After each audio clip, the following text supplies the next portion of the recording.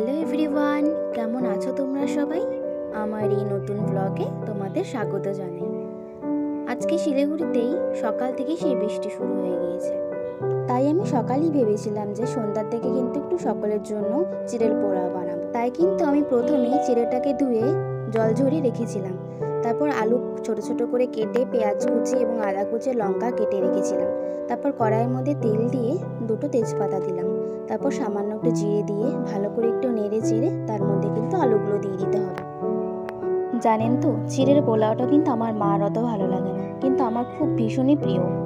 তার জন্যই আমি সন্ধ্যাবেলা কখনো কখনো নিজের জন্য বা সবার জন্য চিড়ের পোলাও বানিয়ে নিই। চিড়ের পোলাওটি কিন্তু লো থেকে মিডিয়াম আঁচের মধ্যে করতে হবে। এই তো আলুটা ভাজা ফ্রাই হয়ে গিয়েছে।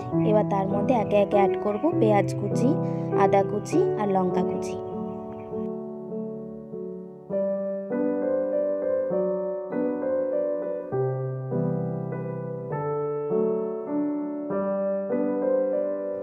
কড়াইতে একে একে সব কিছু দেওয়ার পর তারপর কিন্তু ভালো করে নেড়ে চেড়ে 5 মিনিট নাড়তে হবে।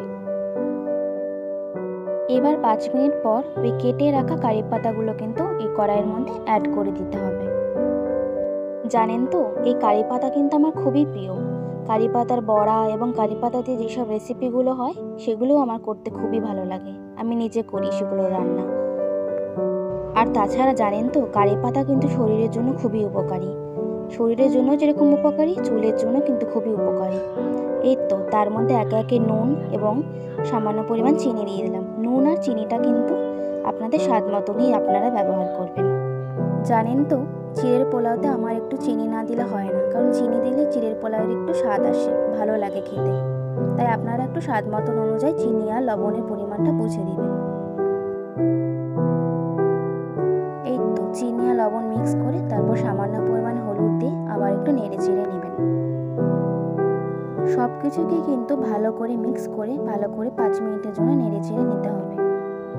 এই তো এবার জল ঝরিয়ে রাখা যে চিড়েগুলো সেগুলো কিন্তু সুন্দর করে মিক্স করে দিতে হবে তার মধ্যে দিয়ে।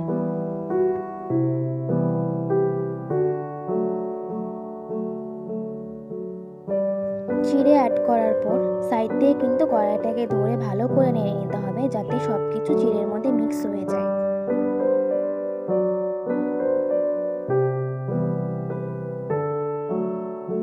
চিড়েটাকে কিন্তু ভালো করে 5 থেকে 10 মিনিটের মতো মিক্স করে যেতে হবে, যাতে কড়াইয়ের নিচে না লেগে যায়।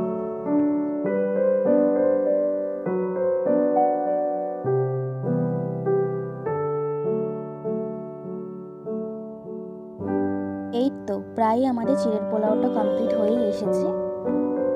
তারপরে কিন্তু চিড়ের মধ্যে অ্যাড করে দিতে হবে 1 চামচ ঘি। ঘিটা কিন্তু আমরা এটা ঘরেই পেতেছিলাম, আপনারা দোকানের ঘিও ইউজ করতে পারেন। তারপর 1 চামচ গরম মশলা দিয়ে ভালো করে মিক্স করতে হবে 5 মিনিটের জন্য। আমার এই ছোট্ট রেসিপিটি আপনাদের কেমন লাগলো অবশ্যই কিন্তু আপনারা জানাবেন।